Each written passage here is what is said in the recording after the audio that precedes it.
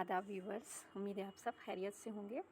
आज हम लोग दो हर्फ को जोड़ने की और उनको मिला के पढ़ने की प्रैक्टिस करेंगे। ठीक है, यहाँ पे देखिए, सबसे पहले आपको ये समझना है कि पहले जब दो हर्फ हम जोड़ते हैं तो जो पहले वाला हर्फ होता है वो किस शक्ल में, किस शेप में दूसरे वाले हर्फ से जुड़ता है। ठीक है, यहाँ पे आप देख रहे हैं बे के ऊपर ज़बर है, यानी बे एक्टिव है, अकेले भी पढ़ा जा सकता है। अगर किसी हर्फ के ऊपर ज़बर ज़ेर पेश है तो वो अकेले भी पढ़ा जा सकता है। यहाँ पे आप देखिए चे के ऊपर जज़्म है। चे किसी के साथ जिस हर्फ के ऊपर जज़्म होगा वो किसी से मिल के जुड़ के ही पढ़ा जा सकता है, अकेला नहीं पढ़ा जा सकता। तो यहाँ बे और चे को हम मिलाएंगे, बे चे हो जाएगा बच।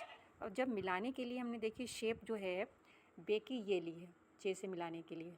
ठीक है, ये शेप हमने चे से मिलाने के लिए ली है। तो बे और चे को जब हमने मिलाया